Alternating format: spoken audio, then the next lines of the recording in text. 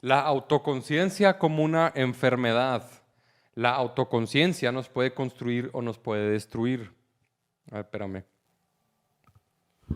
Ahí está bien.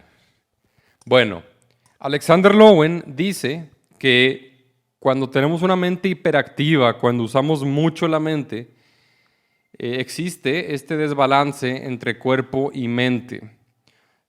Como usamos tanto la mente, le restamos energía al cuerpo y de esa manera produce que nos sintamos cansados, con fatiga, hasta una sensación de ansiedad, depresión energética, que eso es la depresión, es simplemente depresión energética.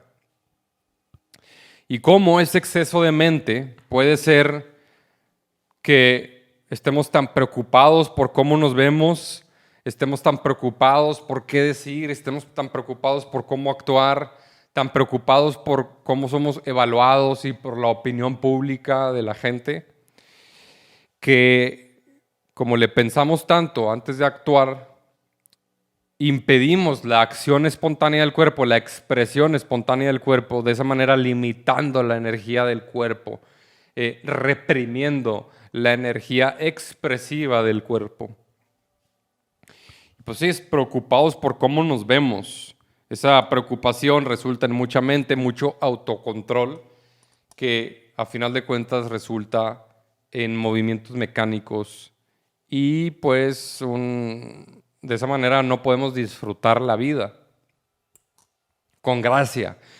Lowen también habla sobre cuál es la solución a todo esto. Bueno, no significa que seas impulsivo y que te expreses de manera impulsiva sin filtros.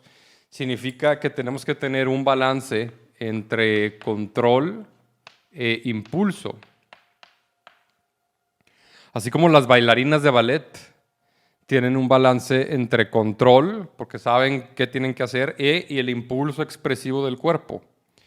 De esa manera se obtiene una gracia natural, una gracia divina que las otras personas notan y a ti, a uno, lo hace sentir como gozoso del momento a momento.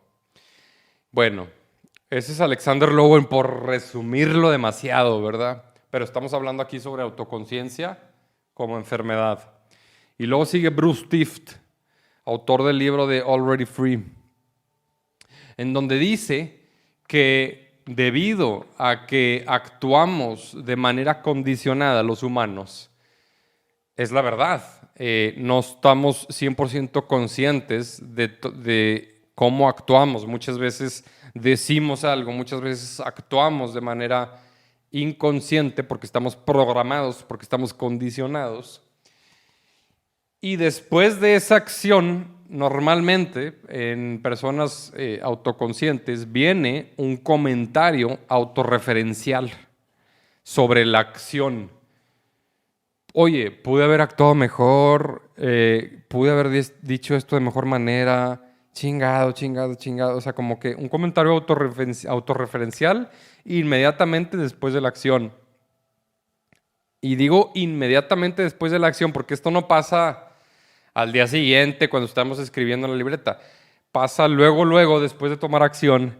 Y eso nos hace como que observarnos a nosotros mismos desde un punto como separado, ¿no? O sea, actuamos, tenemos este comentario autorreferencial y observamos todo esto de manera separada. Entonces eso crea una separación entre el yo y la experiencia. De esa manera, desconectándonos de la inmediatez del momento. De esa manera, desconectándonos del presente. Imagínate que estás hablando con una persona y dices algo y luego es su turno de hablar y cuando ella está hablando o él está hablando, tú te quedas pensando en lo que dijiste hace 10 segundos, de esa manera te perdiste lo que está diciendo la otra persona, lo que te está comunicando la otra persona. La otra persona nota que estás viviendo en tu cabeza, que estás dándole vueltas a algo en tu cabeza, esa persona no sabe de qué le estás dando vueltas, pero nota que no le estás poniendo atención y se pierde como que la calidad del momento. Tú ya estás en tu cabeza, ya no estás en el presente, estás pensando en ti mismo y la otra persona está más o menos notando, consciente o inconscientemente, que no estás presente y la calidad de la experiencia cambia para los dos. Bueno, entonces ese pensar sobre uno mismo resulta contraproducente porque te separa del presente y te hace perder empatía por los demás. Que la empatía y el estar presente para los demás, totalmente presente para los demás, poniéndoles atención, es un ingrediente principal en la gente carismática. Bueno, acciones condicionadas es inevitable que actuemos de manera condicionada, ¿verdad? Somos mitad animales, mitad dioses, no podemos controlar siempre lo que hacemos y ese es el problema del control. Queremos controlar todo, queremos controlarnos a nosotros mismos, queremos controlar a los demás y pues no se puede, ¿verdad? Es algo que no se puede. Y luego Dostoevsky tiene aquí en la página 9 de su libro un quote que dice: les prometo, señores, ahí te va. No es la página 9, es la página 7. Les prometo, señores, que el ser sobreconscientes es una verdadera enfermedad. Para la persona promedio, una conciencia normal y sencilla sería totalmente suficiente. ¿A qué se refiere Dostoevsky? Se refiere a que él es un tipo muy intelectual, muy inteligente, pero de tanto pensarle, de tanto reflexionar, de tanto darle vueltas a las ideas, se vuelve en este tipo como indeciso, que resulta en casi como una enfermedad que impide la acción espontánea, llevándolo a esta vida como de miseria, indecisión y miedo a la vida. Hay un libro de Alexander Lowen que se llama Miedo a la vida, entonces te ves cómo todo está conectado, todo está conectado. Y después, déjame voy por el borrador. ¿Y qué dice Jordan Peterson sobre la autoconciencia? Que la autoconciencia nos puede construir o destruir. ¿Por qué dice esto? ¿Por qué la autoconciencia nos puede construir o nos puede destruir? Porque hay personas que podemos tener estos pensamientos autorreferenciales, autocríticos, que nos recuerda a cada rato lo inadecuados que somos. Oye, no vales madre, o eres inadecuado, obviamente, eres inadecuado, te falta esto, te falta el otro, deberías hacer esto, deberías hacer el otro. Pero la pregunta ahí que se hace Jordan Peterson es: oye, esos pensamientos vienen de la autoconciencia. Sí, vienen de la autoconciencia, pero lo que quieres idealmente es deshacerte de lo inadecuado, no deshacerte de la autoconciencia. Entonces, como podemos ver, hay que usar esos pensamientos autorreferenciales y esa autoconciencia para construirnos. Y eso implica un proceso en donde pues tenemos que hacer un esfuerzo por escuchar esta parte de la conciencia y tener un diálogo con esa parte como para ver qué hacer, ¿no?